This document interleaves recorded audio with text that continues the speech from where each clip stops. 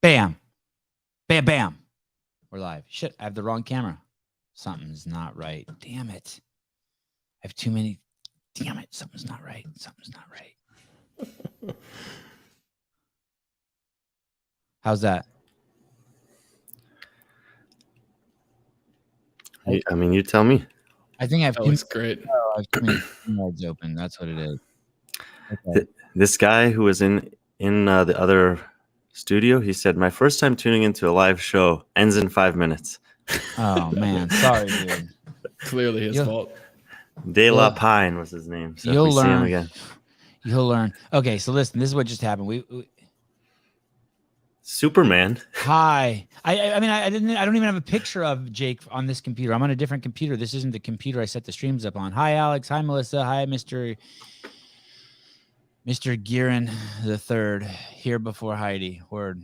So I didn't have a picture of him, so I just thought, you know what? Fine, he's Superman. It's my show. I'll call him whatever I want. He is kind of like a Superman. I thought about putting Super Jew, but I don't know if he's Jewish, so I didn't want to make the presupposition. But he's got that hair. If you dig through his Instagram. Oh, man, I have too many windows open. So I was looking at, while we wait for him, I saw this.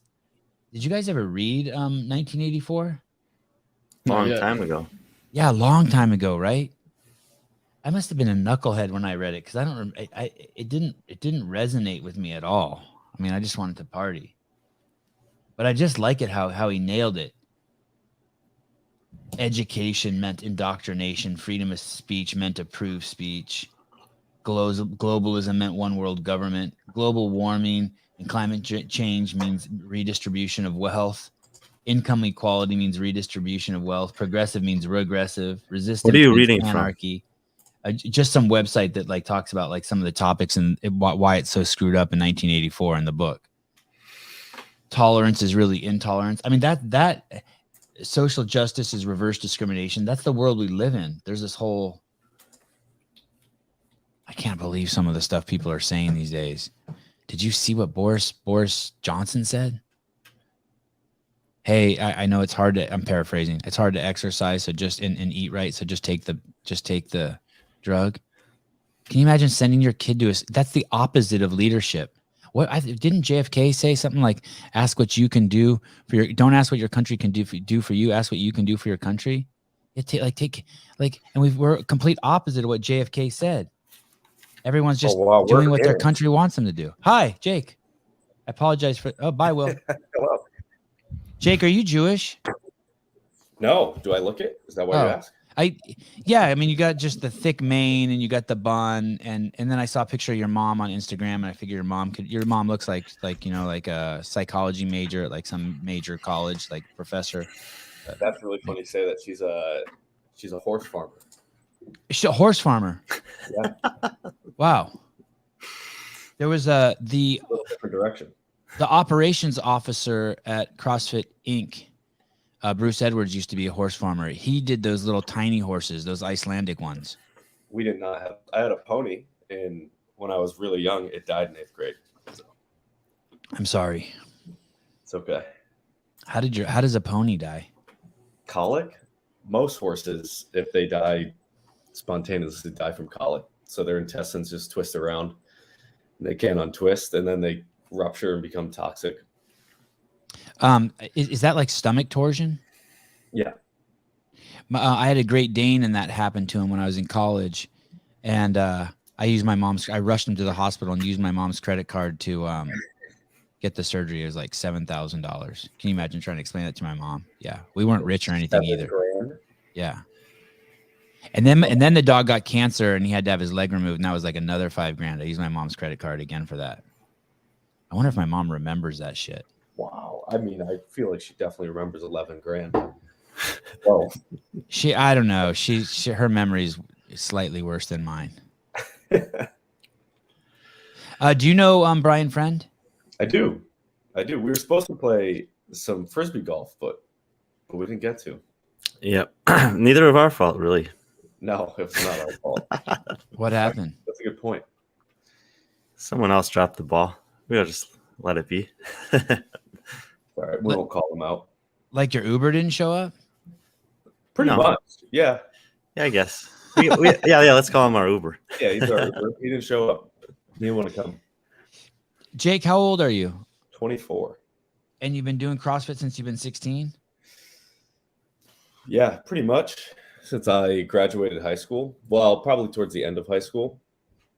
And how does someone how does a 16-year-old find CrossFit? Shouldn't you have been like smoking weed and hanging out at Taco Bell? I wasn't. No? No, I started working out really early in like 7th grade. I was a fat kid. Oh, me too. Yeah. Were you really fat or you just a little bit fat? I was just a little bit fat. I was too short to be really fat. I was like 5'3", but maybe 150 pounds. So I was pretty circular. I have 5'3", 160 pounds at the age of 13. Yeah, that was in my me. notes. Hey, but you had a deadlift at 15 of 400 pounds. You do your research. Yeah, I did. And I was like 150 pounds. That was my first powerlifting meet. So I got into working out because my dad's just like I want to say I don't believe that, by the way. Don't believe what? 400-pound deadlift at 15. There's a video of it. Clearly, you didn't research enough. It's on YouTube. Serious? Yeah. Will, are you on that? Yeah, I'm on. Type in Super Jew, 15 years old, 400-pound deadlift, and see. So I put Superman in your title. And did you see that? And so I'm way too short to be Superman, but no, you're Superman if you're deadlifting 400 pounds at 15. Well, maybe 8 years later, he's only deadlifting 405. No. What? We're up there. You're where? Where are you now? Up above 500. I haven't tested it in a while. I don't max out that frequently. Do you think you're going to beat Colton? Fuck, we're coming in hot. Do you think you're going to beat Colton Mertens at Wodapalooza? Is he competing? I don't even know who's competing. Oh, you fucking know he's competing. Don't you know exactly? I don't. I don't know the roster. Genuinely, I don't know the roster. You're terrified of him and Taylor Self. You want to know the roster? Do I want to know the roster? If you want to know the roster, then it's going to be a dicey game for you. That's you at 15. I was going to say, you look like more like a man at 15 than I did. You were Mexican when you were 15? You look like The Rock at 15? My buddy Ago. I don't even know if I'm in this video.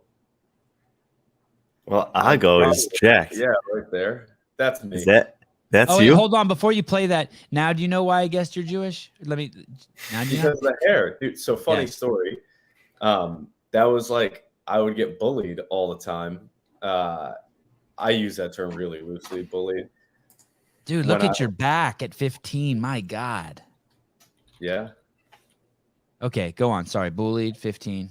No, people would just call me Jewfro and make Jewish jokes, and it wasn't funny to those that were actually Jewish, but to me, like, I'm not Jewish, I'm Italian, so it was all for naught. They didn't get much of a reaction out of me. Can we see him pull the 400? I want to see that. Let me see if I can find it. Jake, you're gonna have to direct me on the video. It's not that one, right? Jewfro derogatory? I don't know. I think it's just long curly hair. That's a Jewfro. What is a Jewfro? When my hair grows out, it gets long like that and curly. I just don't want to use anything derogatory. Just kidding. Do you remember what the work or what the video is called, Jake? Oh, okay. So according to JTA, if you just type in Jake Marconi 400-pound deadlift, it should be the first video. Jew is not a derogatory term, so why do so many people avoid saying it? As Jews around the world prepared for Rosh Hashanah, the Jewish New Year, President Trump wished his Jewish brothers and sisters a happy holiday. Okay, I quit. Anyway, he's not Jewish. He's Italian. You're just a Marconi. Moving on. Yes, yeah. Sevan, you know, on Morning Chalk Up's confirmed athletes page, they have Jake Marconi listed 4th and Colt Mertens 16th.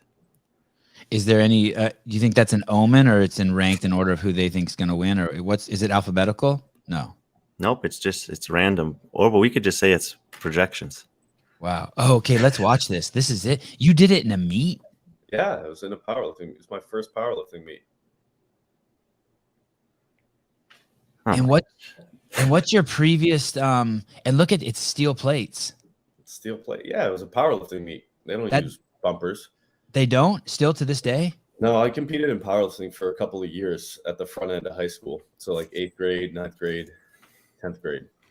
Did you ever do PEDs? No. Don't you? You don't have to do those to be in look that? like I did PEDs. I have no idea. I go maybe. Yeah, Ago was jacked. He did not do PEDs. That was my best friend growing up. We were like brothers. He lived at my house for a little bit. We worked on the farm together. What was your previous PR before that? Deadlift? I have no idea. I don't remember. I remember going in. So we had a little. That first video pulled up was the gym in my basement, my parents' basement.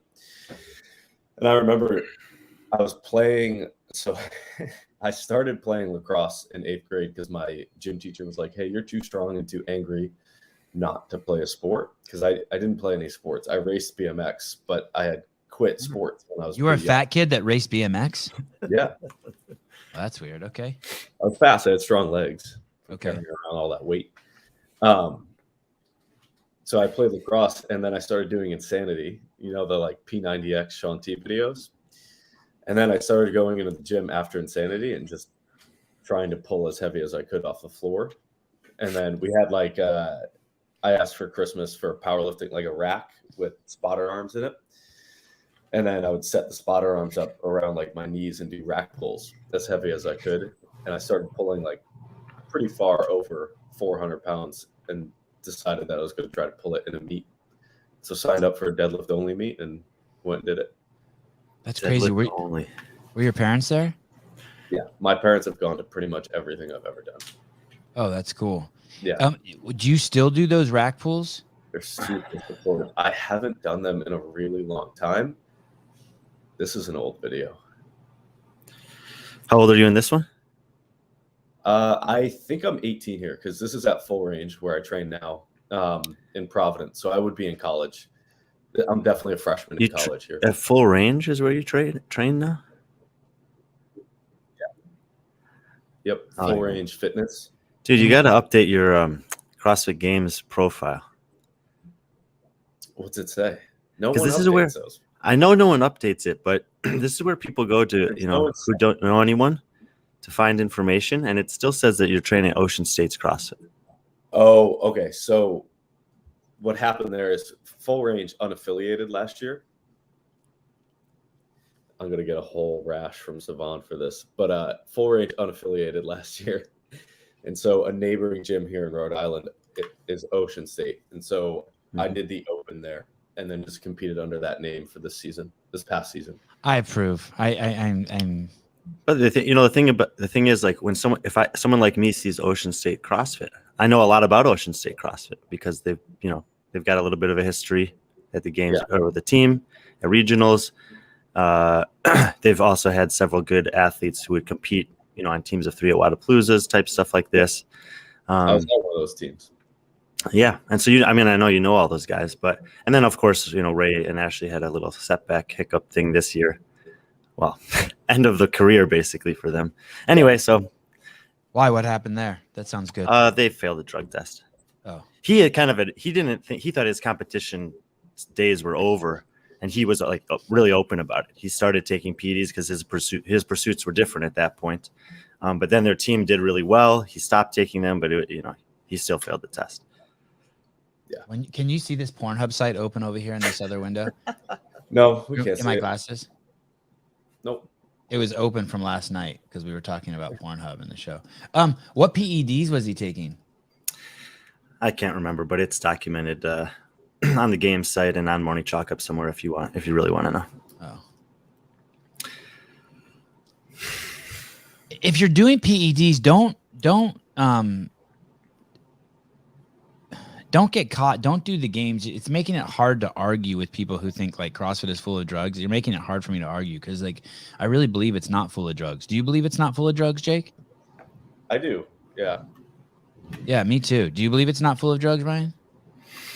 I think that there's a majority of the athletes competing are not doing that and are even taking precautions, like sometimes extreme precautions, to make sure that they don't accidentally even fail a drug test, but I also do believe that there are people who are so close to making it, and they're like so frustrating close to make it, that they are motivated to try a cycle of that here or there, because it's almost like nothing to lose. Like, I'm not going to make it anyway. Like, if I can get over that, this is how I always thought about it. If I can get over that hump, get to the games once, and get away with it, then I might have a chance to get a sponsor. Then I might have a chance to extend my career, to quit my job and actually focus more on this. Like, I think that mentality can creep into some of those that are really close to making it, but just not quite good enough. Yeah. I mean, if you're like squeaking into the games and taking bottom of the field, it'd be pretty tough to make a career out of it anyways. Yeah, well, I think that in some ways that's changing because of the way you can leverage that into maybe not the athlete being the main focus, but into creating a business that could within the space that could be profitable or something like that. Yeah, it's certainly changing. Like, it's changing even from a couple of years ago. How about these girls who have like 800,000 followers and they're barely they don't squeak into the games. They just fall outside the games. And their whole account is just thirst pics. By thirst pics, I mean shots of them in bikinis that you're wondering, like, how is no pubic hair showing? Are those people making a living? Are those full-time athletes? Yeah. They are. Yeah. How much do you make any money off your? Well, go ahead. Who knows if they're making a lot of money or a living, but it certainly looks that way. Yeah, it does. And if they are, great, power to them. Yeah, for sure. Yeah. No judgment. I'm just trying to figure out. We had a Snorri on. Do you know who that is? Snorri Barron. Yeah. And I watched I didn't ask him on the podcast he was on with me, but I watched one of his other podcasts, and he said he thinks there's about 20 athletes who are full-time CrossFitters, meaning they don't have other jobs. He's probably a little more plugged into who is actually making a living out of it than I am, Yeah. but I feel like that number's a little low. Me too. I would say And if that number is low, then people really shouldn't complain, because I don't think the UFC has like 570 people on the roster. And I would be very surprised if half of them were full-time fighters, and that they didn't have other jobs. And man, that's a big organization compared to CrossFit. 70 people on their roster. I think so. Can you look that up, Will? Or just tell me to fuck off and I can look it up. Go ahead, Brian.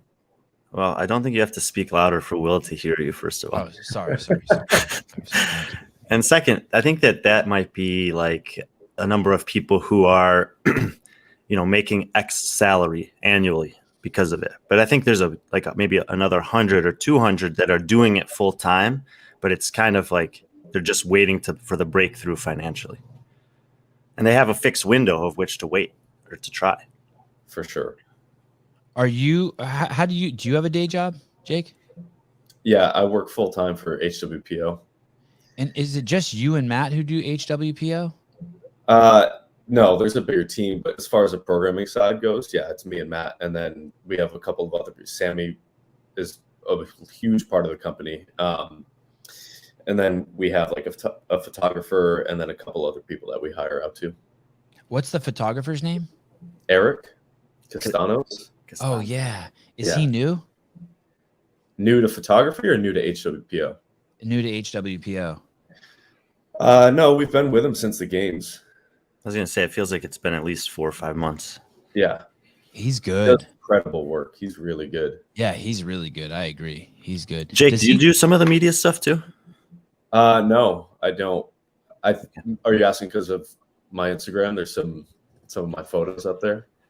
No, I remember that I feel like they've just been like cycling through videographers in the off season. Like it feels to me like they haven't found one that's stuck. No, so it's been mostly Eric. He does the video too. Okay. He does a lot of the video. When we go to, so at the games, Vakey was with us. And he did a majority of all the video there. And then when we go to different events, there are just times where we bring in people who are available to help out. Like in Austin, we had a guy who was local to Austin who helped us out the whole time. Sweet. Yeah. Oh, what was the guy's name you said who helped at the games? That's the old dude from Africa, right? He's from Australia, and I don't know how old he is. I don't know that he's old, and he's not from Africa, but his name is Vakey. Yeah, that's the guy I'm talking about. Yeah, That's the same guy. Same guy. Listen, Australia, South Africa, it's like Those are pretty different. down there. Down there. What do you mean he's not old? How old do you think that guy is? That guy's 45 easy. I have no idea. He might be 40, maybe. He's good too, by the way. Yeah, he crushes it. Yeah, is And he a hard worker? He has He's a distinct everywhere. style yeah. too. He has a different style. He does really good work. I find that a lot of the creatives in the CrossFit space, I mean, that's mostly where I have experience, are exceptionally hard workers. Like they are grinding. Just so you know, everyone can eat a dick. He's South African living in Australia. Thank you, Point 7. Thank you, Vaults. 7, you definitely knew that. You didn't get luckily bailed out on that one. Yeah. When you first deadlift, how much do you deadlift? Like I remember the first time I deadlift like 95 pounds, and it was some guy in a Globo gym who taught me. He was deadlifting. I'm like, can you teach me how to do that? Honestly, I feel like it depends on how old you are. The older you get, the more scared of deadlift most people become. I'm terrified now. But I mean, when you were 14 and how old were you? Started deadlifting when you were 14 or 15? 15 or 14, yeah. Okay. Maybe I'm only 5'6". And do you remember how much the weight the very first time you deadlifted was? Yeah, I want to say the first time that I ever tried to put as much weight on the bar as I could, it was like maybe 285, 300. Wow. Yeah. It took me years to build up to 300. I didn't deadlift till I was like 34. I remember it took me a month to get to like 135, and I was so excited. Do you think that was because you were trying to I wasn't trying to do it like perfectly well, for the record. Like there was not a lot of attention paid to form. No, I was just weak. I was just weak. I could have never just pulled 185. What was your bench at 15? So my bench was not great. At 15, it was 225. Okay. And what's your max bench ever? 305. So it hasn't grown that much. I don't train it super frequently though. I mean, in proportion to everything else that we do. Yeah. 305 still crazy. Do you like 305, Brian? For bench press? Yeah. Man, I'm so bad at bench press. Yes, 305 would be amazing. I gotta grab my charger real quick. I'll ask you the question anyway while you're gone. Jake, what kind of cream rinse do you use? Do you want to go to do you have games aspirations, or are you pivoting to being part of the HWPO conglomerate? How it seems like a lot to be working for someone like Matt, who I know will expect a lot out of you, and being a games athlete. We've had a couple people on the show who've tried to help with the show who want to be games athletes, and it's not. They can't even hang in the show. Yeah. I've always done something else as I've been training. And so I do have games aspirations. I want to make it for sure. I've talked pretty openly about this, whether or not I want to make it and make it like a career. That's not the focus or the goal at the moment. The goal is just to make it. And to be completely truthful, I compete because I like to train so much, which I feel like is a case for a lot of athletes. I think there are more and more athletes coming into the space that compete because they want to be athletes and compete. But I've just always really loved to train. And so if I'm going to train so much, I might as well go compete. Yeah, I kind of get that. I think that's how it would be for me too. I think there's a lot of people like in the jiu-jitsu space. Like it's kind of more just a place to face your fear or use all the hard work you put in. Yeah. So, I mean, I fell in love with the gym early because I realized this in hindsight, but this is why I really enjoyed it. It was like hot chicks. No, I trained in my basement with a bunch of dudes. So. Oh, all right. Hot dudes. Sorry. Yeah, hot dudes. Physically, we were sweating a lot because the room was not that big. It was a good spot to learn a lot of lessons in life that like you could mess up and really there was no consequence, right? The gym is a really good analog to life, especially if you're using it in a way where you're consciously trying to get better at things and you're putting in effort on specific things that like you have decided that you want to get better at. You learn a lot of life's lessons along the way there without having to learn them out in the real world. So we got a lot of that experience. I say me and all the guys that I trained with when I was really young, were really good buddies in my area, and they were buddies that like we otherwise probably wouldn't have really been doing anything. So it gave us a space to do something productive with our time, and it gave us a space to like really grow together as a group. And so I still talk to a lot of those guys, and all of them are still into fitness, and it's probably the primary hobby that they have. So early on, I just saw that it was a really productive thing to do, and fell in love with the actual aspect of chasing numbers and trying to get better at stuff, but also with the people. So I've coached at Full Range for the last 6 years, and as far as like getting your push press better, I don't know how much I care about that, but if I can give you a really good hour of your day and we can have some type of productive conversation where you leave feeling better than when you came in, like that's what I really like about fitness. I wonder why you haven't opened your own gym. And I think it's more than just what you're saying, maybe, and because you went all the way to Dubai to compete. You know what I mean? Like if you were just doing local competitions, be like, yeah, but I think maybe it is more serious than what you're alluding to. Maybe I didn't make it sound serious. Like when I compete to do well, and I enjoy competing for sure. It's just not the primary function of my life. Right. And what would you get rid of if it was your primary function? Would you get rid of like you have a girlfriend, right? Yeah. Would you keep her? Yeah. Do you live at home, or do you live at home with your parents? No, I moved. So my parents are in Connecticut. I'm in Rhode Island, and I moved out after high school and then never lived back at home. Wow. Just so people I don't know. like my parents. I love my parents, but yeah, you and your mom are crazy close, right? yeah, my mom and I are really close. So are my dad and I, but You have siblings? I do 40 and 50-year-old brothers. Oh shit. Old dudes like me. Oh my gosh. Yeah, 40 and 50. My dad's 74. Are you an accident? Matter of fact, when I moved out, he was like, "Hey, I love you, but you're never living here again." Oh shit. Wow. So are you an accident? No. So different mom. They're half brothers. Okay. And how old's your mom? 64. Oh, so your dad went for a younger woman. Yeah. Yeah, good dude, smart dude. Yeah, not smart dude. When he was 18. He what? Had his first kid when he was 18.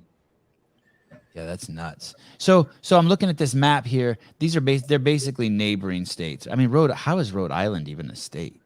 Yeah. So see where it says Hartford there? Oh yeah, right in the middle. Yeah. Right in the middle. Yeah. I'm a little bit above that. Bradley Airport. Okay. Windsor Locks. And Fraser lives like up here somewhere. Like even like how far? He's like way north. Oh no, he's just a little north of you. No, Burlington. See where that black dot is in the lake?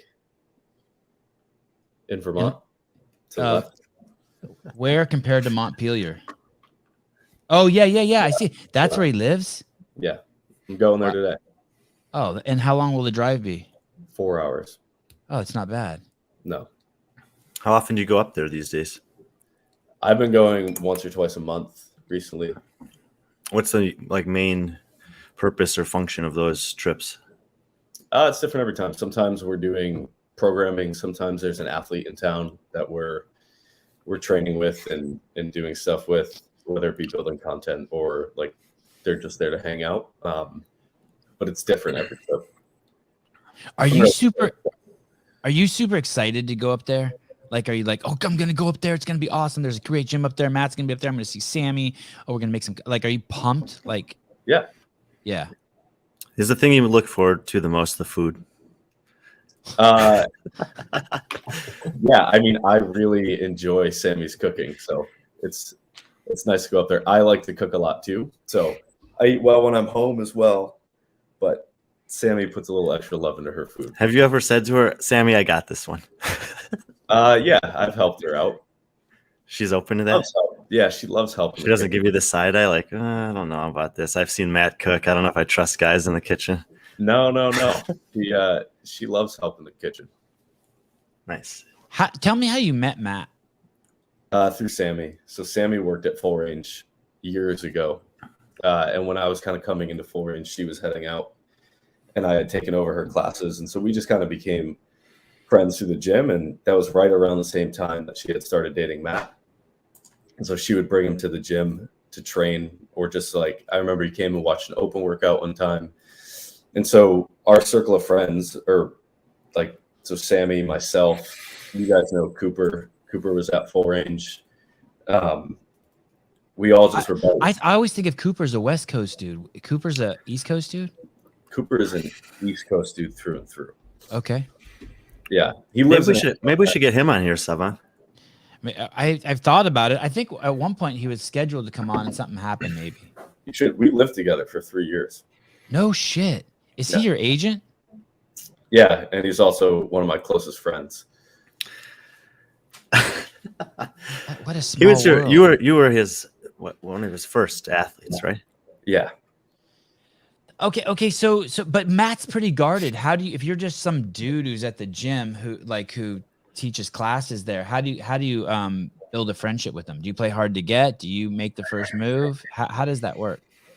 Wouldn't you say that's accurate? He's pretty guarded. Matt, I think people think that he's pretty guarded. You just got to talk to him. Oh, I also think that people often try to talk to, and this goes not just for Matt, but goes for anybody with any type of notoriety. They try to talk to him at the wrong time.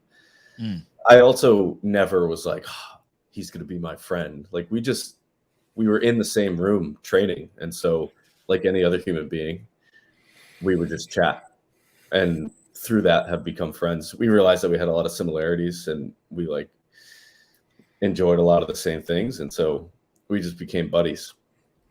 Is it I'm kind of curious about just your history of programming, or like, for him, it's like, I can get it. He trained under Bergeron. He trained, he did his own stuff. He worked out with some of the best athletes in the world for a while. Obviously you've have some experience, but like for you to be the guy that he's kind of consulting with on programming, or trusting with some of the programming, is a pretty big compliment. So how did that happen?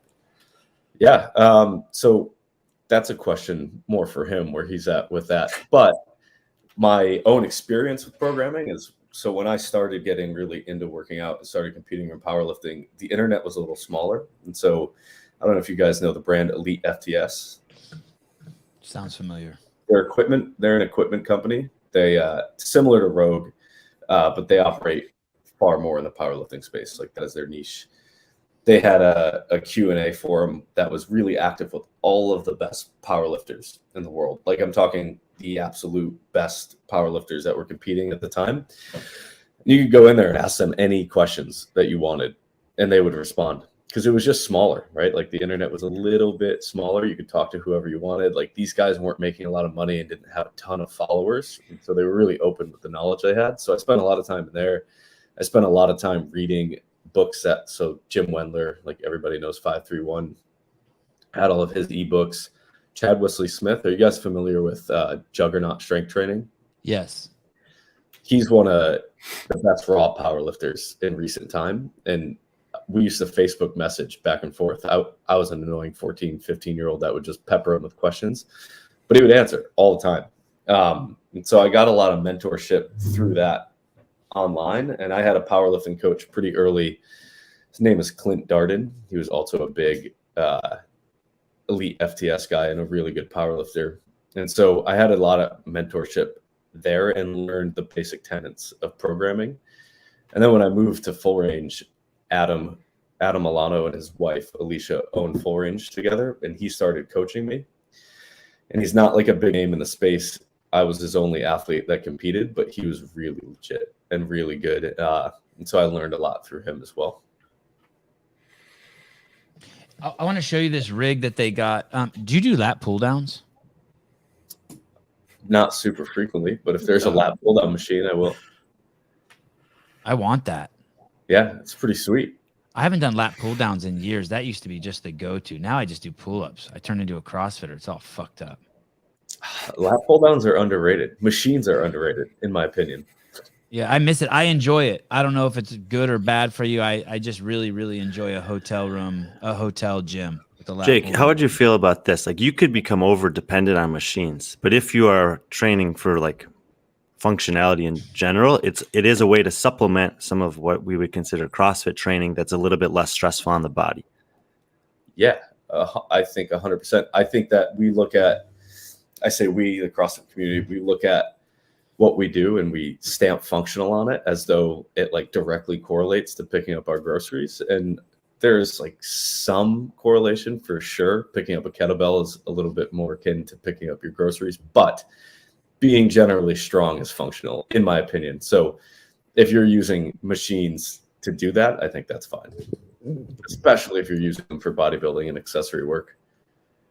Is is Mallory O'Brien part of the heart HWPO now? That's a good question for her. You don't answer. I asked Hopper the same thing, and he wouldn't answer that question. You guys don't answer that question. You should have her on. It's her personal business. Yeah, you should have her on. I think. Let me ask you.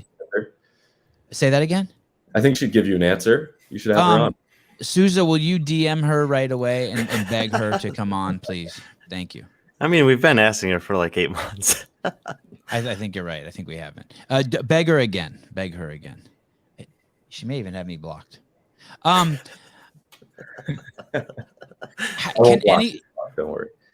Can anyone anyone can sign up for the HWPO training? Yeah.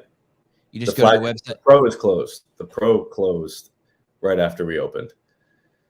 And how many people are in the pro? Can you tell us? I think a couple hundred. And is Mallory O'Brien one of them? I don't know. You'll have to ask her what she does for programming. And why is the pro closed? Just because you can only offer so many people the detailed service that you're offering there? No, so pro closed because it follows the season. So the other, if you went and signed up right now, you would sign up for flagship or 60, and you start on day 1, cycle 1, right? Okay. So, and if Brian was already in it and he was on day 30, cycle 2, like you guys aren't going to link up. Oh, everybody starts on day 1. With pro, day 1 was December 3rd or whichever day of the week that was, but it was the beginning of December, and it follows the season. So it's written specifically for the CrossFit season. It's written as though you are somebody who's trying to either make it to the games, like you're for sure going to go to semifinals and you're going to try to run at the games, or you're definitely going to the games. And so the way that it's written follows the season. Or you're just delusional. Like someone delusional could sign up, like me, right? Like I'm not going to either, but I could be like, I'm signing up. I'm doing it. You could, yeah. So there was no vetting process. It wasn't like an application. You guys were like, well, yeah, this guy did place this last year, so yeah, we'll let him in. Anyone who wanted to pay and was on time could do it. Pretty much, but there was a list of standards. So it was the onus was on you to say. Right, but that was on me. If I looked at the list and I was like, well, I got half those, whatever. Yeah, you could have signed up. Like it would say, like, hey, to get the most out of this program, you should already be proficient at the deadlift, have a 6-minute mile, like shit like that. Yeah. Okay, gotcha. And when does that start again? When does that open up again? December 3rd of next year? Yep. Wow, that's fucking awesome. That's really cool. Are there any other programs that do that? Not that I know of. I'm sure there might be, but not that I know of. Man, that is awesome. Do you feel crazy pressure programming for all these people who are headed? It's a mix of men and women, I assume, right? Yep. Do you feel any do you feel pressure? Just you're managing this whole herd of bulls? No, because if I write a workout and I look at it and go, well, one, Matt and I together are looking at the workouts and deciding whether or not they're good. Right. So if I pitch it to Matt and he's like, yeah, it's terrible, well, then it doesn't get put in. So there's no stress on me to be the one making that decision, 1. And 2, if I am writing something, the odds are I would do it myself, and I trust myself to program for me. And like we are writing the program in a way that it's written for guys like me and girls like me. So if it would work for me, it'd probably work for most of the people. And you're doing it. You're doing the pro programming. I don't mean like writing it. I mean actually doing it. Yeah. Dude, is your life just awesome right now? Yeah, it's pretty hectic. It's funny. People used to be like, I'm so busy. I'm going, no, you're not. Yeah. I'm pretty busy. Yeah, I'm pretty busy. And is your girlfriend cool? Is your girlfriend cool with all this? She happy for you, or is she like, dude, how about some time? No, she's cool. Yeah. She's also super busy. So I'm sure how if much she sat at home and did nothing, then yes, but she doesn't. So how much longer do you see the end of the road for your career? I know you're only 24 and you're young, but do you see like, okay, this other thing is going to become like just overwhelm me sooner or later? for myself competing in CrossFit, Yeah. I'll stop when I stop having fun with it. Okay. And you're nowhere near that, it seems like. No, when it stops being fun, I'll be done. If shit like this keeps happening, you're just going to keep getting reinvigorated. Well, right. Yeah. So I mean, literally, it's like you get a brand new car, and then you got a lift kit on it, and then you get tires on it. I mean, you are on kind of like from the outside, it looks like you're on the perfect trajectory for a CrossFit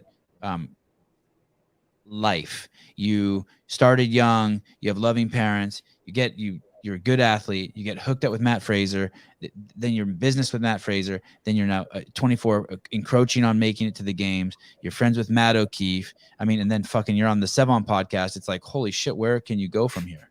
I like that little cherry on top there, the Sevon podcast. Thank you. This is the pinnacle. That's what he's trying to say. It's just crazy. It's just crazy. It's cool. It's fucking unbelievably cool. Yeah, to be honest with you, what are we, 2021? We're 2022. End of 2019, I was done. I was like, what am I going to do to actually make money? Like, how am I going to in 5 years be a lot further along than I am right now?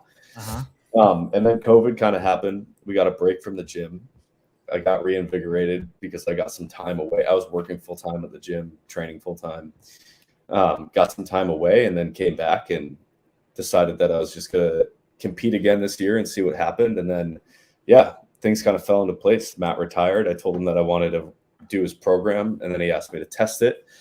And then through that, we developed a relationship where he asked me to start helping him with programming and work for him. And yeah, so to look back now, 2 years ago, I was like going to be done with a CrossFit life, as you put it.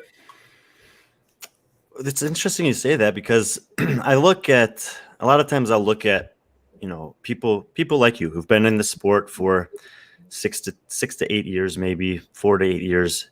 And I kind of look like, what I'm really looking at is what is their competition history? And when I look at your competition history, I think that especially for someone who's as young as you are, it's a very responsible competition history. You're not doing 5 sanctionals a year. Even in 18 and 19, when you were pursuing, you were still like motivated to try to get to the games before you had that little setback. Obviously, you're back there now. And it's everything that you keep saying is just like, it seems incredibly mature for your age, the decisions that you're making, the way that you answer or don't answer questions, these types of things. Is that true about like why'd you only do 1 sanctional a year? And how come you have such a mature perspective on some of these things at such a young age? I think there's a few things going on there. One, I attribute a lot of my thought process in life, period, to the fact that I had older parents. They were really, really level-headed, and they balanced each other super well. Like, my mom was very soft, and she wasn't on things that she shouldn't have been, but she was like very nurturing, very caring. And my dad was really hard, and not hard in the traditional sense. I guess he was a little bit, but not unreasonably hard. He didn't use the buckle end of the belt. He just used the leather end. Just the leather end. It was more his hands. But no, he had a lot of really good ideas on life and like hard opinions on things. There he is. That's a pretty good picture of who it is that he is. So I had some really good parents, fortunately. And then as I started competing in CrossFit, like I said, I got a lot of my training background from powerlifting. And Chad Wesley Smith specifically, I remember reading one of his articles, and he was talking about not getting hyped up for every single lift you did. And as a 15, 16-year-old high schooler who's taking like crazy amounts of pre-workout, that boggled my mind. It's like, why would you not do that? But he explains that if you do that all the time, then you've got no extra gear for game day. And so I kind of took that into competing in CrossFit. Yeah, it's the three of us getting our Christmas tree. Hey, you have a pretty you come across as having equanimity. You have a pretty slow cadence to your speaking. Yeah, you explained that well. That was a great question. Brian asked you to explain that well. You were raised by old people, so you're chill as fuck. Yeah, I guess that's the old people talk slower. They got their anger under control a little more. They like in an earthquake, and an angry old person just kind of looks around the room, fucking 16-year-old fucking jumps out of bed and goes running outside. Like, they're just chill. Yeah, they are chill. They're very chill. The situation with your dad in particular is fairly unique. Like, not only he'd already taken your siblings through like the total course of their childhood. And then so he was doing it like literally for a second time already with the experience of doing it the first time. And so many, you talk to almost any parent. And there's, I'm just figuring this out as I go. He'd already done it all, had a chance to reflect on it even for a decade or something like that. And then you come along. Yeah. No, and my brothers and I, we talk about that a lot. Like each of our experiences with our dad was very different because he was in a really different stage of his life. So when he had my first brother, he was 18. It was like everything was about just trying to set them up for success, like his family and himself, right? He was my age. Yeah, it's crazy. And then when my other brother came along, he was pretty established. And so things were about balancing work and fun. So my middle brother, Jason, who I'm the closest with, is like a staunch skier. Skiing is his number one thing because it's what my dad and him did together. And then by the time I came along, my dad was in a new phase of kind of his career. He's a carpenter. And so he was working a lot. And so for me, I think about my dad and think about work. Oh, yeah. Yeah. So we all have pretty different. Were you spoiled? No. Growing up? No. Yeah. Like by the time the last kid comes along, I figure just the parents like, fuck it, do whatever you want. Well, my mom's first. So. Oh, right. Yeah. Right. And then being an only kid though can be a little weird too. Because you don't get that benign neglect. You know what I mean? You have someone like she can give you all her attention. She certainly does. She's like she's pretty doting. Yeah. Yeah. It's kind of a running joke. Have you seen Seinfeld? I have. Are you like pretty familiar with it? No. So Jerry's mom is always like, "Who wouldn't like you? Who There's that episode is a classic. He didn't like you. What do you mean he doesn't like you? How could anyone not like you? And it's just like, Mom, believe it or not everyone likes me. Yeah, that is my parents. My mom. Yeah, I always get concerned if my mom tells me I look nice. I'm like, that's not a good sign. That's like, Why not? That's not a good sign. So Jake, after this past season, 2020 was kind of weird. 2021, you actually had a chance to like go through the season up to the semifinals. You did okay there, I would say. 12th place is very respectable. You had a good quarterfinal performance. You obviously had a couple of, maybe not everyone knows, you had a couple of really good workouts at the semifinal and a couple of really low workouts, like bottom 5 workouts.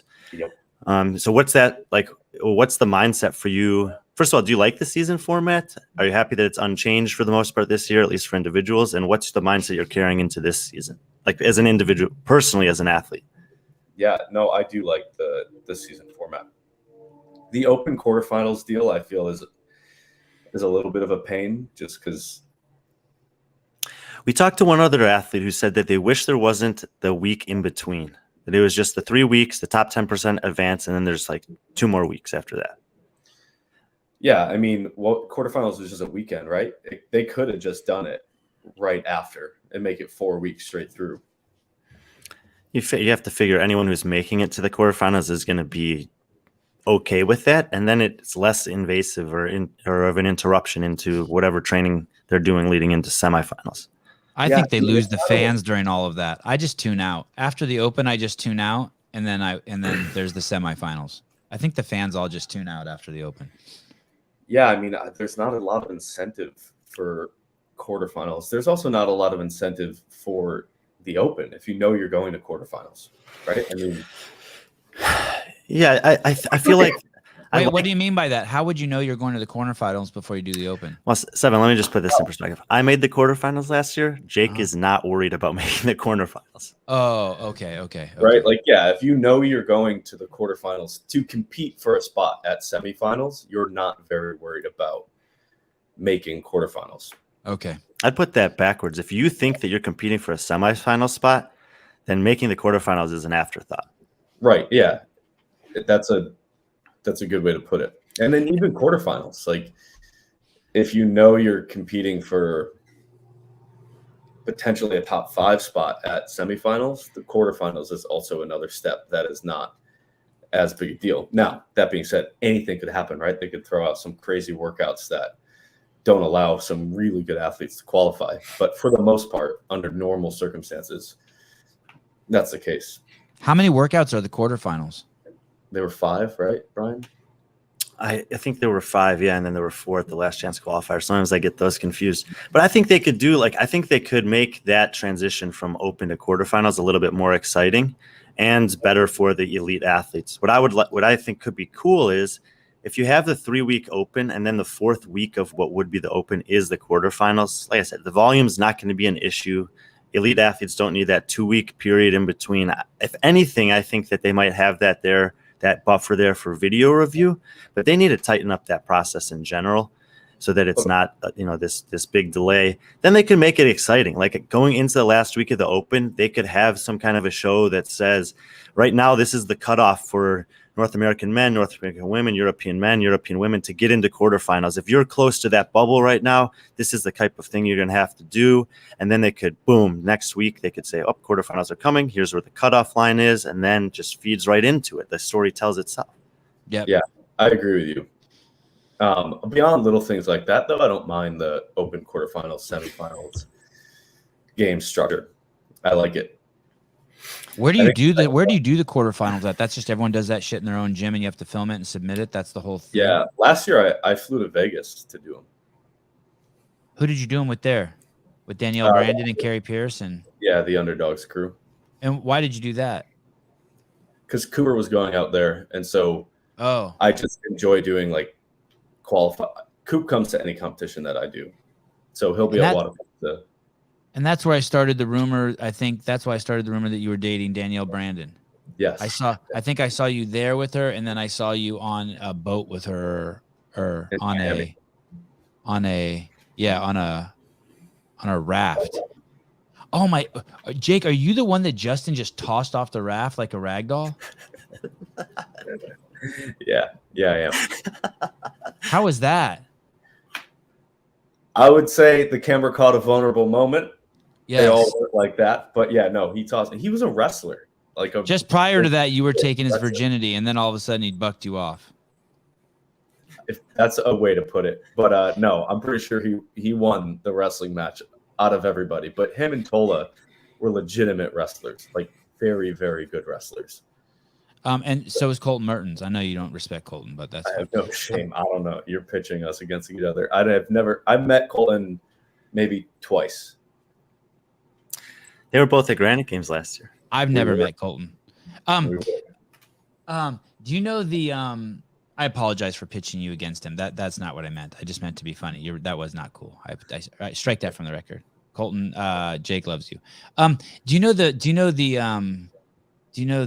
what is it called? Rodeo? The sexual position rodeo? Sexual activity rodeo? It's when you're having sex with your girlfriend or wife or significant other doggy style, and then you yell out like her sister's name, and then you try to stay in her for another 7 seconds.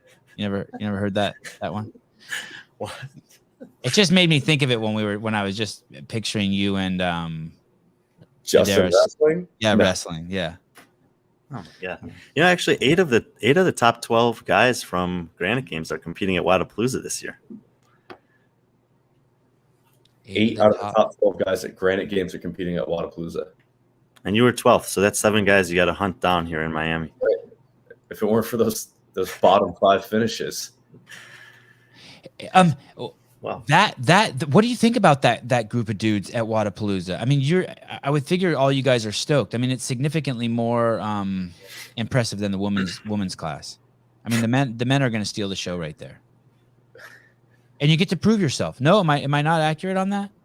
No, for sure. I again haven't looked at the men's or the women's field, so I don't know what they look like compared to Well, one you another. could pull up the Wodapalooza confirmed list if you want. I don't think he Will can. So you don't really I'm on care top. who the competition is. Is what I'm getting. Like you have to focus on you and you. Yeah. I mean, especially for this one, I don't care.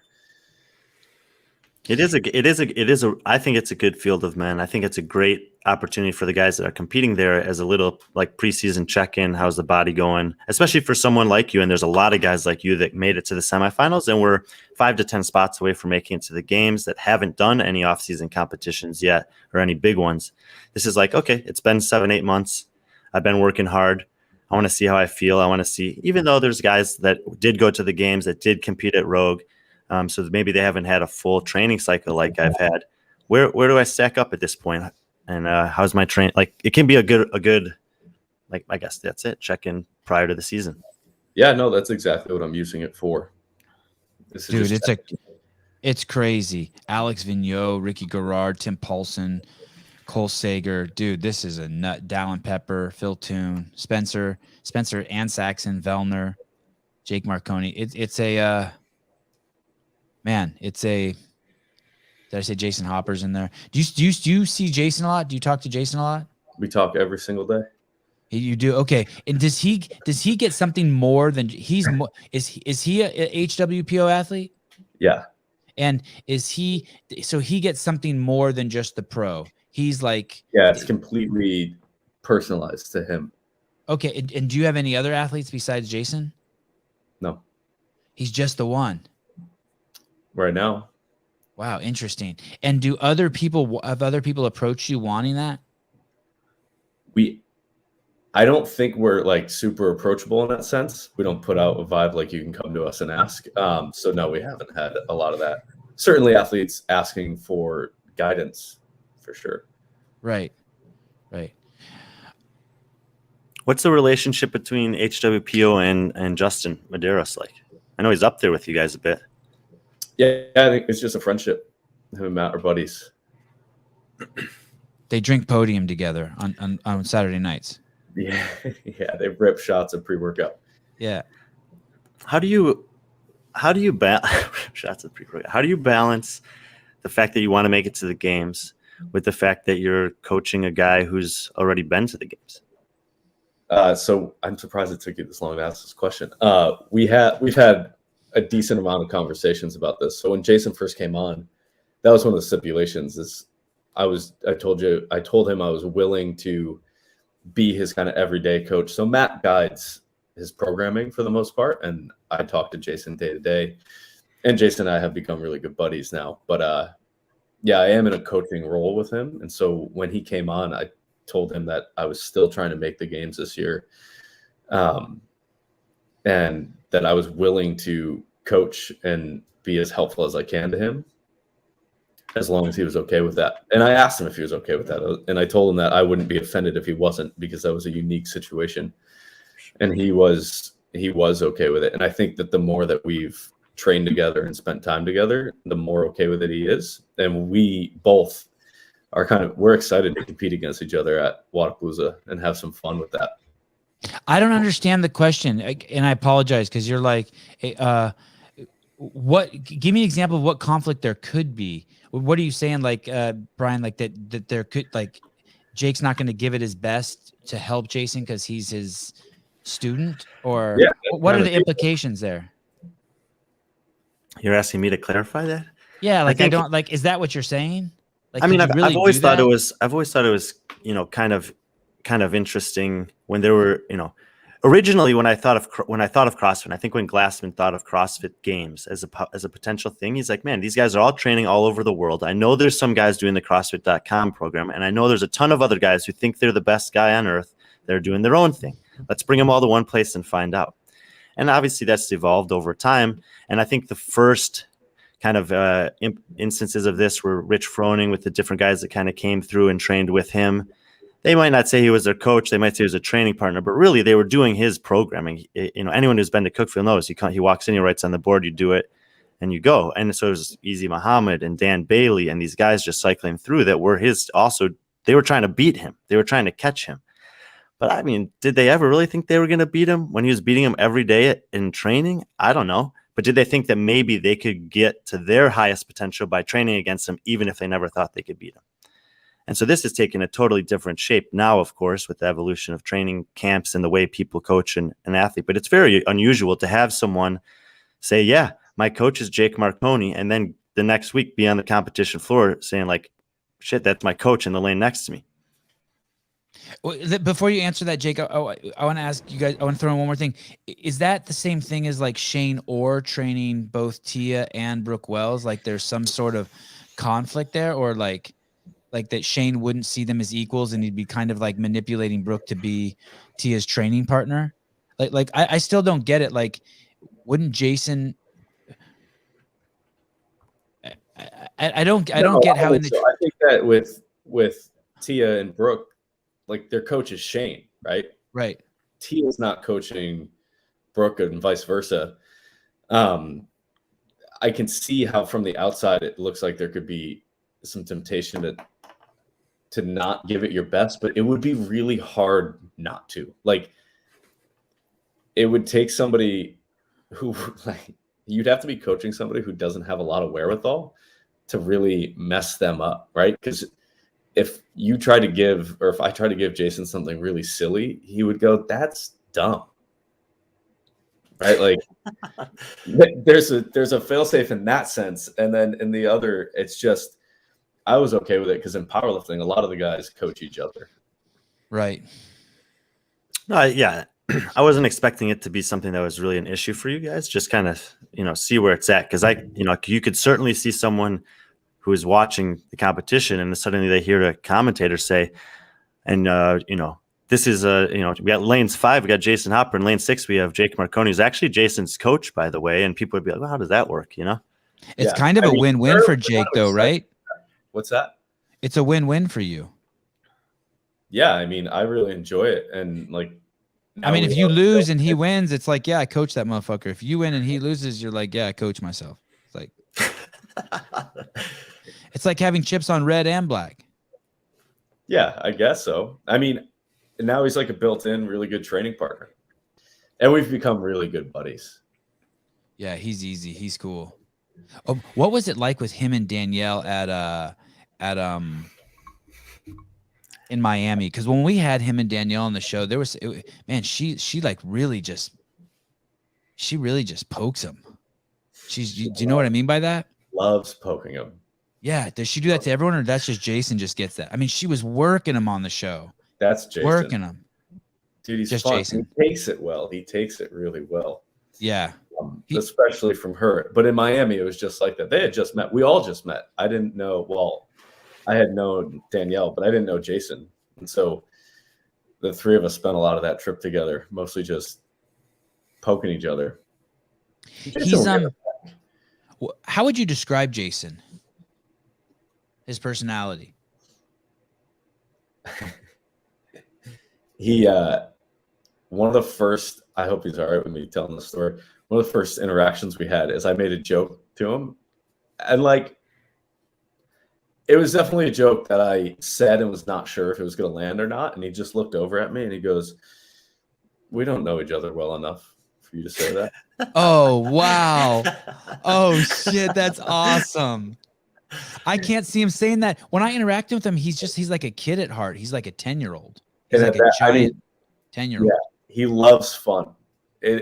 Being with him, hanging out with him, he'll look at things that you would just kind of pass by, like, and go, that's so cool. That's so cool. Let's go do that. Yeah, that's the kid in him, right? I don't know if you saw the story. It was on Instagram a while ago. Keith had put it up of me and him and Eric playing Ninja. It's like I saw it. Eric Castano. Like 10 o'clock at night. We're supposed to be going to bed, and Matt and Sammy had already gone to bed, so we're trying to be quiet. And Jason is tempting us to play Ninja, and he's doing like full. Do you know the game? Oh, Savant, so you set up in a circle Huh? and you put your hands out and you try to slap each other's hands. And so like once I slap your hand, I've got to keep my hand where it landed. And then you try to slap my hand. And if you hit my hand, I have to take it out. Okay. And so we were playing this at like 11 o'clock at night because Jason really wanted to. He's a ton of fun to be around. Oh, and he plays board games and shit too, right? Yeah, he loves board games. He loves Monopoly Deal. You know, I told him a bunch of times when he posts about Monopoly Deal that I actually created a variation of Monopoly Deal that I think is far better than the original game, and he's never pursued that. Just shut it down. Send it to me. Send it to me. I'll send it to him. What's the photographer's Instagram? Eric, how come I can't find Eric Castano? Yeah, Eric Castanos. Castanos. Oh, is this him? Does he have 5,000 followers? Eric _ Yep. Oh yeah. And he's got that blurry picture. Oh What yeah. blurry picture? Like as his his avatar. Yeah. Look how cool his dad looks. Oh man, his dad is a legend. Yeah, his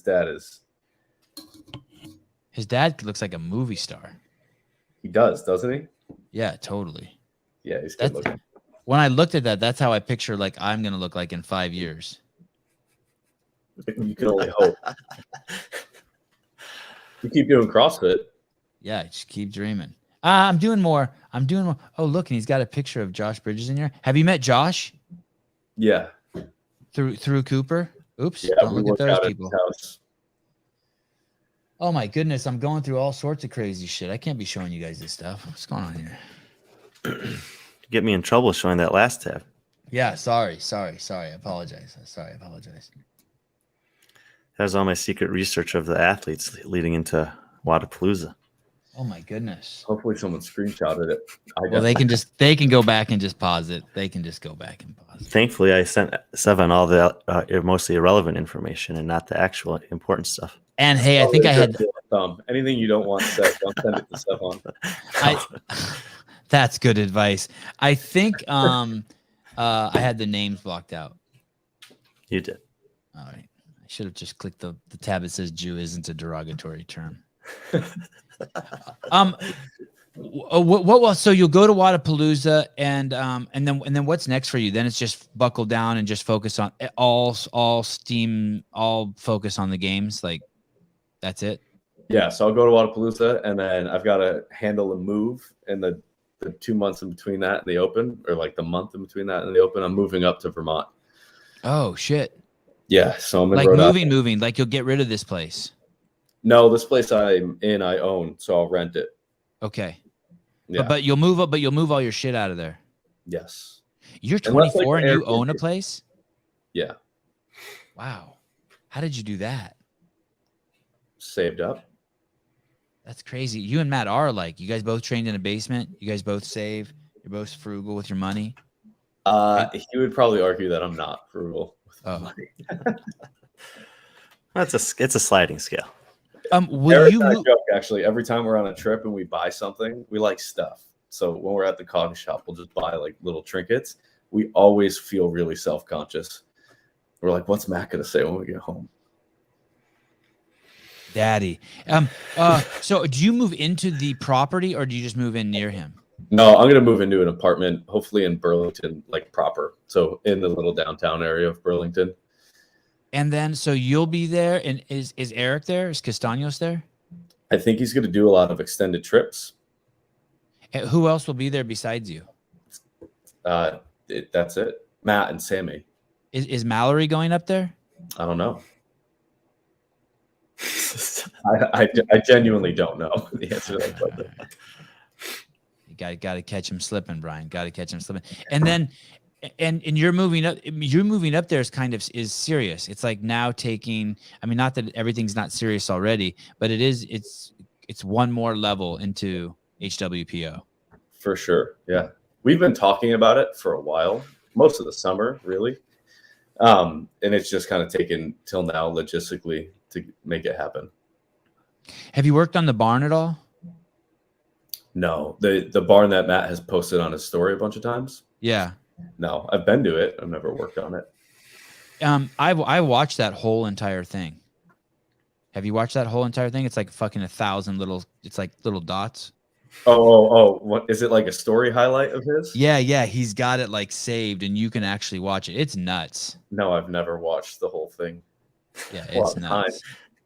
It's nuts. That's a ton of time. Brian, to actually answer your question after the move, or Savan, your question after the move, yeah, it's full steam ahead for the season. And I've been doing a lot of traveling, so like I've been a little bit in the washing machine of just kind of training in different spots and not quite having my typical routine, which has been great, to be honest. Like, as frustrating as it can be at times to not have your typical routine in training, it has like broken a lot of habits and forced me to change some things, which was good. But it'll be nice to be settled in, live in Vermont full time. That'll eliminate a lot of the travel, because a lot of the travel has been to Vermont, which isn't that far, but 4 hours in the middle of the week in a car is not my favorite activity. So No, it sounds horrible. Being more settled in will allow for a bit more routine in training. I know I'm nowhere near the level of the games athletes, but I can tell you this fall I canceled all my trips just with all the craziness going on. I didn't want to deal with it. And so I've had the least interruptions in my own training since the games, basically, that I've ever had in the last 3 or 4 years. And I'm getting way stronger, Oh yeah. And it's that's the thing that I need to work on. But I feel like that's it's a personal lesson for me, but it's a good lesson. That's like, if you're watching athletes and you're trying to figure out who's maybe has a chance to make a move, make that jump in the year to come, look at what they did for the last 8 months, especially people who are so close in the semifinals. If you go and look and you see a guy who's competed 8 times since semifinals, I don't think he's going to do any better next year than he did the year before. No. But if I look and I see a guy who did 0 or 1 competitions, and I know he's been working consistently, and I'm much more likely to see that guy. Keep an eye on that guy this year. Yeah. So that brings it back around. You asked that question earlier about why I only did like 1 competition of the year. And that was why, is because for a long time, my weakness was strength. And it just takes like uninterrupted training to get stronger. And so it didn't make sense to try to go around and compete a ton.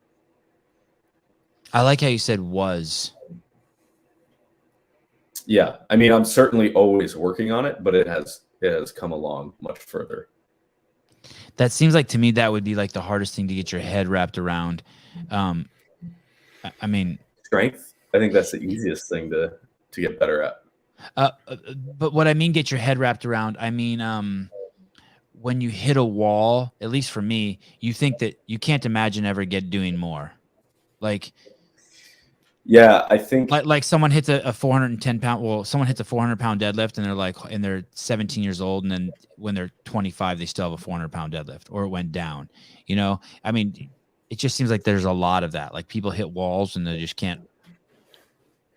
I mean, I've certainly had movements that's happened to me in, but the nice thing is that the path is pretty clear to get past that. Like, hitting a wall in, say, ring muscle ups and your max is like 20, that's a little harder to pinpoint exactly what's happening that you need to get better at.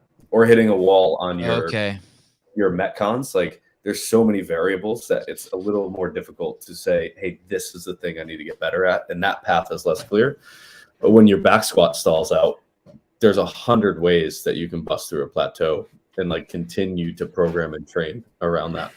And even if your back squat does top out, right? So say you hit 450 and you can't go any higher than that, you can still get way better in that range below it, right? Your technique can get better. You can get stronger at cycling. Like, maybe you can't squat higher than 450, but you can do 405 for way more reps than you were able to before, right? Like, there's a lot of different variables in strength that you can continue to get better at.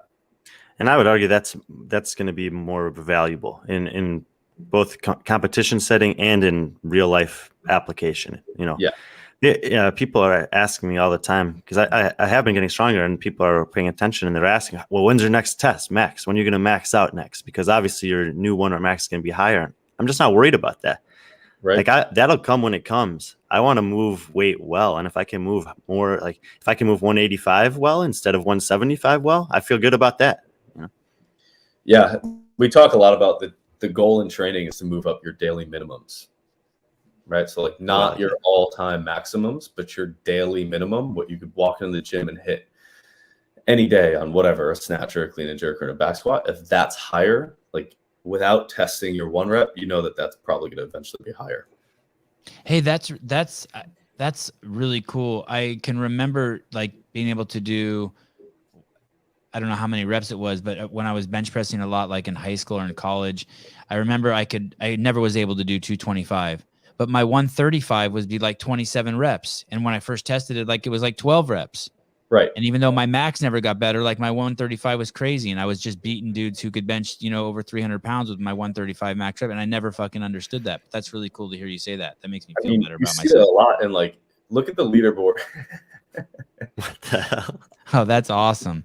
That is awesome. I do move a lot of people. That's kind of the thing here in Providence. All of our friends ask me and another buddy to move them. Will, did you make that? Wow, that is the best. That's the highlight of the podcast right there. Seriously, that is so good. Thank you. So glad I could help. Yes, thank you. You see that a lot. If you look at the leaderboard for take the CrossFit Open event, every year there's a strength event, there's strength bias event. Never do the dudes with the highest 1 rep max win that event. Ever. Oh. Well, it depends. Only in 2015, 18. Yeah, where they had like the 1 rep after the Metcon. Yes, but Right. if it's any type of no, like when you have to earn the snatches, earn the clean and jerks, but there's a little bit of gymnastics or aerobic movements built in. Yeah. They don't win it. The strongest guy doesn't win it. No. That's like those are the workouts that the fittest will win. Yeah, that's awesome. And it's different, a little bit different sometimes for the women because Tia is also so strong and so fit. Yeah, There's I think the women's field is so different than the men's field. Yeah. Jay, I have one final question. Do you have, and then I'll let you say what you're going to say, Brian, and then I'm done. What do you think about, what would you tell someone who wants to be a CrossFit Games athlete? Like, is that just like anyone should try to do that? I asked Ben Bergeron the same thing. No? Okay, good. Because I feel that way too, that not just everyone should be doing it to try to be an athlete. What advice do you have for someone if they're, let's say a 16-year-old boy wants to be a CrossFit Games athlete? This is tough. I don't know. It's hard, right? It is hard because like really hard. There almost needs to be more context, right? Like, because there are some people that you would look at and be like, you're not going to be. And I think that there's a camp of people out there that are like, no, anybody can be anything. It's like, sure, but that 5'4" dude is probably not going to play in the NBA. Like maybe,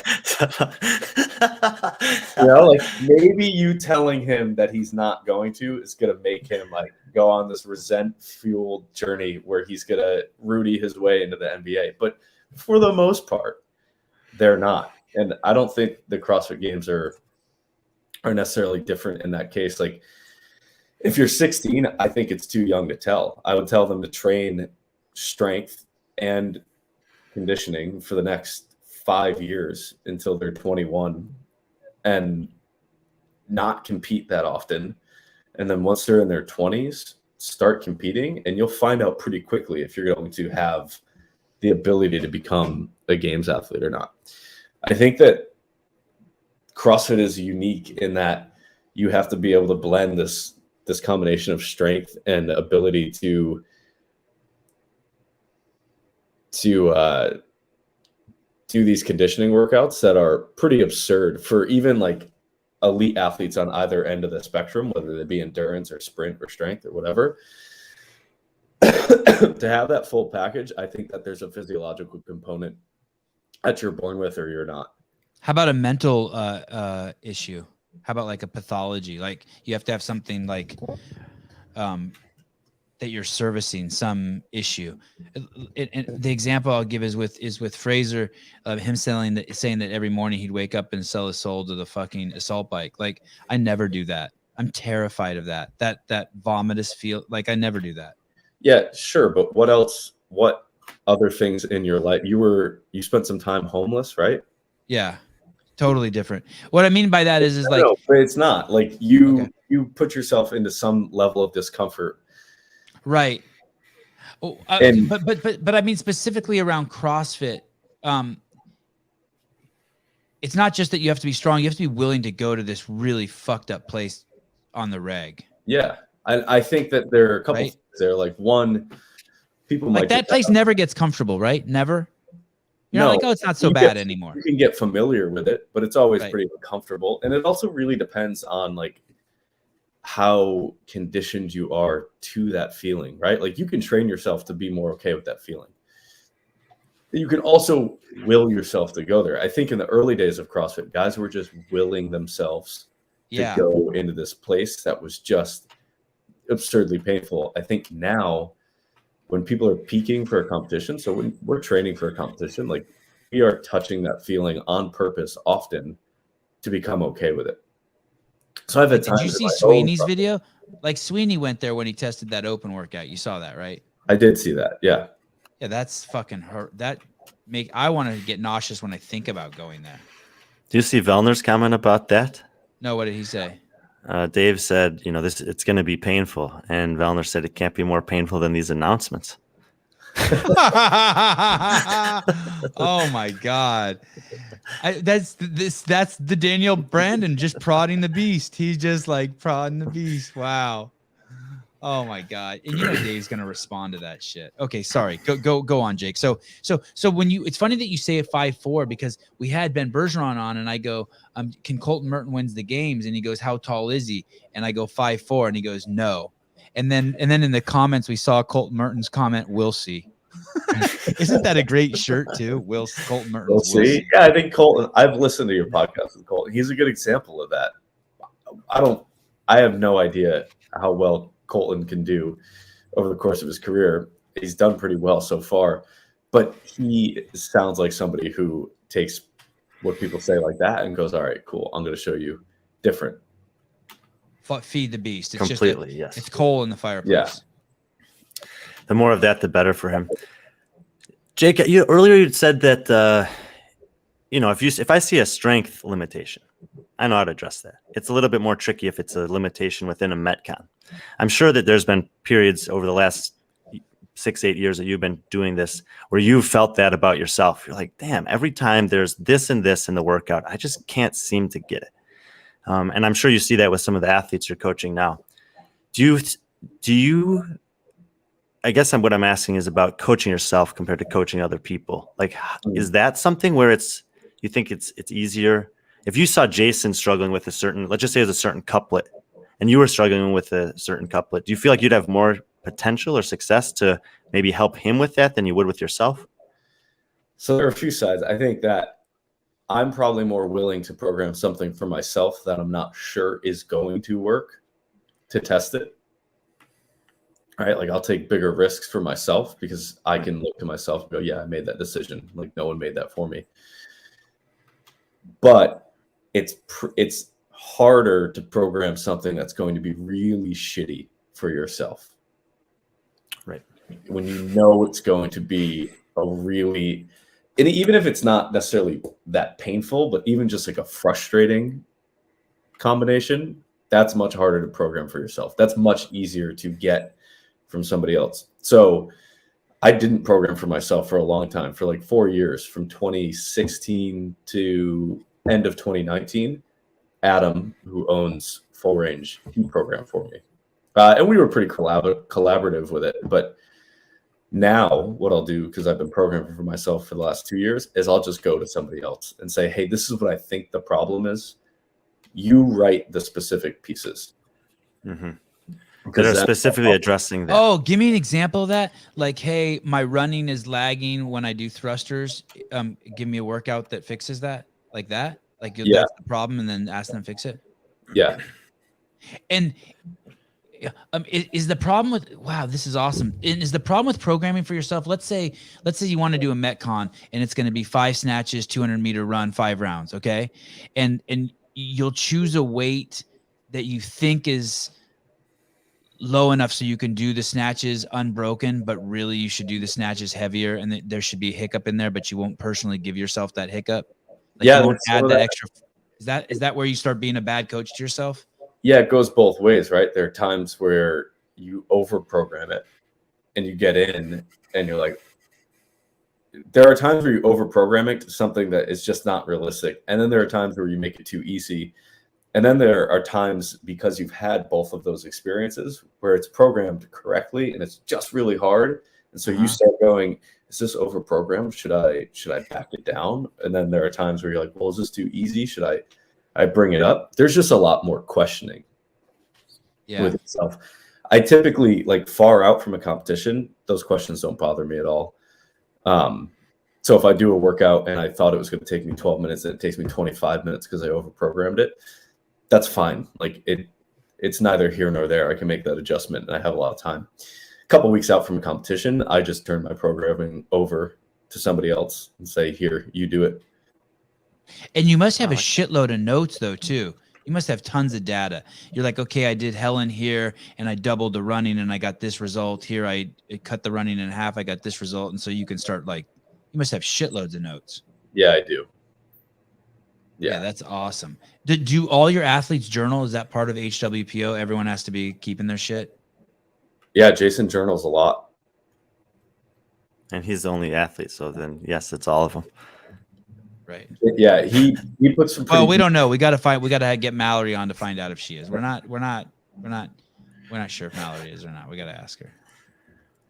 Yeah, Jason is a detailed note taker. Is he gonna move up to Vermont? I don't think so. Oh.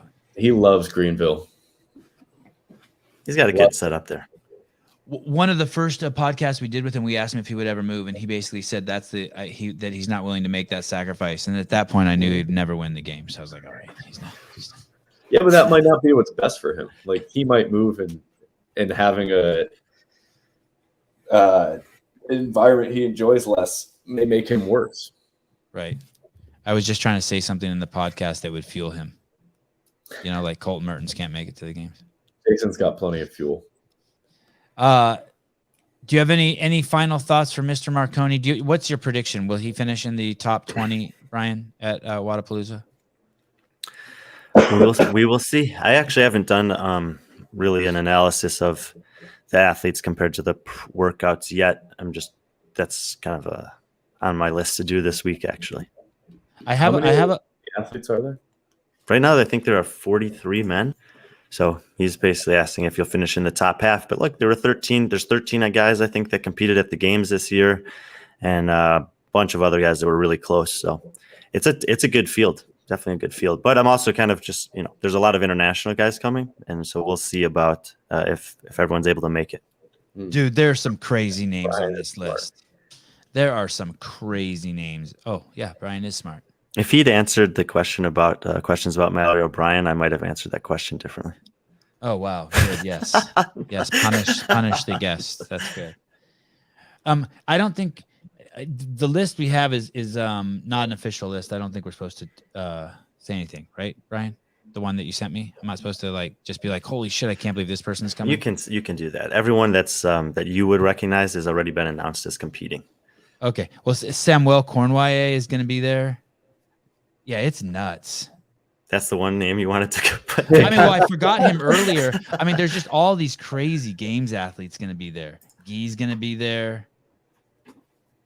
Dallin Pepper. I'm excited to see Dallin Pepper compete. Who coaches Dallin Pepper? A lot. Matt Torres from Brute. Oh, that's right. What do you mean you like him a lot? Is he a good guy, or do you like him as an athlete who could potentially break through? Oh, both. The guy. Yeah, he's definitely a good dude. Sevan was unable to uncover even a single skeleton in his closet. Yes. He's like 20 years old and married. You're not going to uncover any skeletons. What are you talking about? There was nothing. It was probably Sevan's most disappointing podcast, personally. No, Yeah, I like Dallin. I'm gonna be a Dallin Pepper fan. I need him something. I need something to. I need a story of like how he pooped his pants in a competition or something. There's got to be something. He's still digging. He hasn't given up. But do you ever powerlifters poop their pants a lot, right, Jake? That's like a. I don't. Their nose bleeds a lot. I don't know Yeah. if they poop their pants. They don't. Okay. Did you ever poop you ever shart yourself in a competition? No. No. All right. Yeah, no. I'm sure I've come close. Yeah. I'll say this, Jake. If I'm happy that you're competing again. I'm happy that you found that desire, because I mean, I even remember watching you in the 2018 regionals, and you're obviously very young then, but you know, a lot of potential, a lot of in your good training environment. So I wasn't sure with HWPO stuff if you'd want to keep doing that, but I'm happy that you are. Appreciate that. Savon, do you remember 2018 regionals? You came up to me with what is his name? McCoy. That was in Albany. That was in Albany. I remember I watched the podcast you did with Christian Harris, and is that other guy's name Joe? Yes. I watched that podcast last night or a couple nights ago, and I heard you slightly mention it in there, and then I think I saw some footage of it, but no, I don't remember. What did I say? It was less you. It was more McCoy. You came up, and so that year the only goal was just to make it to regionals. Right. Checking in, and I'm nervous. It's my first time. And you guys were like, you're going top 5, right? You're going to make the games. Both of us were just accosting you like that? Yeah, and I think I said no. That's not the intention at all. And you were really surprised that I had said no. That seems so aggressive. That doesn't seem on par for you? No, not at all. I'm a very gentle soul. Is that was that just right at the entrance at the like at a table? I was like sitting down and they were writing my number on my arm. Yeah, I remember hanging out there where they were writing those numbers on the arm. And the number on your arm was kind of like your seating spot coming in there, right? So like whoever was one was like the best athlete. Yeah, that was cool how they did that. That was really cool. Do you miss the regionals? Yeah, I mean, I only got to go that one time. Yeah, they were cool. I don't want to say it's better or worse because I don't know what the fuck's going on anymore. But man, that was so great. I think they built more story around regionals. He didn't like the way you talked about regionals. Somebody's breaking in. I'm on a podcast here, but you can do that. Oh, I think that's a maintenance. That's a like is that like condo maintenance, apartment maintenance? Yep. Do you feel safe alone? Because I'm about to get off the podcast. Are you okay? Yeah, I know the guy. He's a good guy. Oh, all right, good. So what were your thoughts about regionals? It was what? Oh, more stories about it. I think that the media was more centralized, and so there was more story built around it than there is semifinals. You know, when we had Snorri on the other day, he was talking about how much more CrossFit can do, and then I realized he didn't come on until 2016. Yeah, in the heyday, man, I feel like we wrote the book on how to promote shit from 2008 to fucking 2015. Like everything. It's I have a feeling that there's got to be some evolution of that, and on one hand, I feel like, dude, it's only the Buttery Bros. They are the only fucking dudes out there who this sport is so fucking lucky they have those guys. For all the shit I fucking talk about them, this sport without them, there's fucking nothing. And their quality, they have no peer. Not in the UFC, nowhere. Every fucking one of their videos is so fucking good. I want to go there and like the one they did. I was so disappointed in the one they did with Justin and Matt because I thought they were really going to compete, and yet I still watched the whole fucking thing and liked it.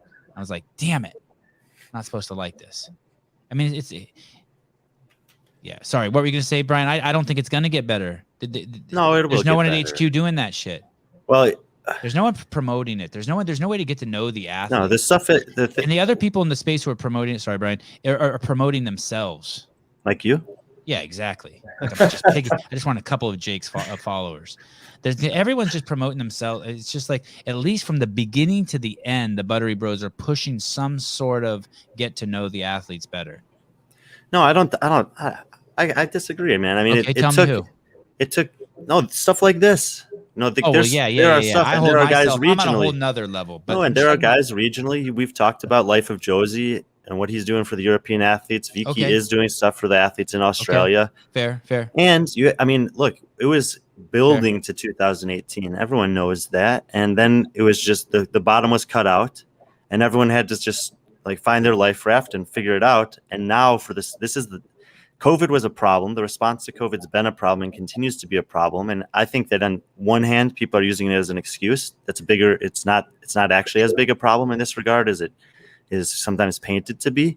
But I think that if this structure is like the backbone, and there's just minor tweaks year to year for the next 2, 3, 4 years, that there will be people who realize that there's a big opportunity to tell more athlete stories and more stories about the season's progression as a whole than we had last year, or maybe even this year. These people we lost the whole year in 2020. That doesn't exist. Yeah. Right. It's so fucking expensive to do. Like, so I apologize to Josie and Wiki. Like, you're right. They are doing their part. But to do what this shit has to be subsidized by CrossFit if it's going to be back to where it was before. To like someone needs to be at Jake's house and see that all he has is polka dotted underwear, because it reminds, you know what I mean? Like there's no one doing that besides. How's that for research, Jake? There's no one doing that besides the Buttery Bros, going out to eat with these people, sitting down with them. I mean, this is just a poor man's just shit show. This is just like we got some software and we call people. I mean, there's no one else in the space. It's easy pickings. It's just like everyone's like, okay, cool, I can get on a fucking podcast and fucking help promote this fucking thing and push it forward. I don't know. There should be a constant story going all year round of just the athletes. It should be a series, like the embedded series of the UFC. This should just be constantly going. And the thing is that people will watch anything because there's so little shit. Yeah. Especially if it's quality content. Yeah. But even if it's not quality content, I mean, it's like you become desperate. I don't think UFC's embedded is really that great. Each one is just the same shit over and over, but I'm a UFC fan, so I watch it. But like, you know, yeah, well, I mean, that's the deal with CrossFit too, right? Right. CrossFit fans will watch it if it's about a CrossFit athlete, no matter what. Right. But I do think the Buttery Bros keep pushing it. Like, I don't think their shit is stale. It's not my cup of tea. It's a little too much Pee Wee Herman for me. But man, it's fucking good. It's like there's movies that I don't like that are still amazing. Like, I always use Requiem for a Dream as an example. Like, what a great movie. I'd never fucking watch it again. Like, no, thank you. Or like scary movies. I like. Do you watch? Say that again. You watch all the Buttery Bros stuff. I don't watch it all, but if I'm going to have someone on the podcast and they've been with the Buttery Bros, they're my go-to guys. Like that's where I'll start doing my research there. But I don't watch it. I get uncomfortable. I get uncomfortable watching them.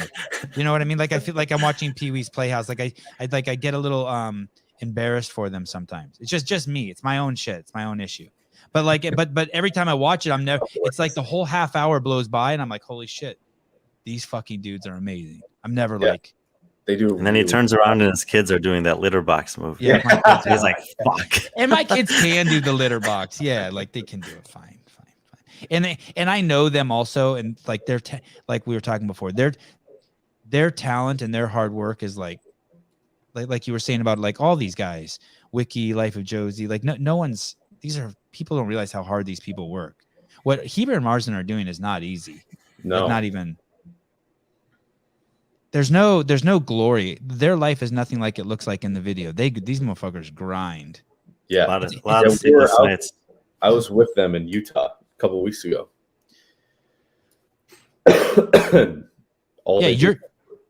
You're done eating the pancakes and you go home and these guys go home and start editing. It's like thinking Matt Fraser and Tia's life is this. Yeah. It's not, right? No. Yeah. So, all right. Well, thanks for coming on. Thanks for having me on. I appreciate it. Well, if you talk to Mallory O'Brien, will you just give her a little nudge? Be like, hey, those guys aren't so bad. I won't do any, like, she's young. I won't do any, like, rodeo jokes or sexual position jokes with her. I'll be You're chill. pretty tame. I expect you to be less tame. Well, you're pretty chill. It's like talking to an old guy. I think that's a compliment. I'll take it as such. It is a compliment. You're going to be a good dad someday. Hopefully. Brian? That's it. All right. Peace. All right. Thanks, guys. So I need to keep this open for a minute. Kick ass.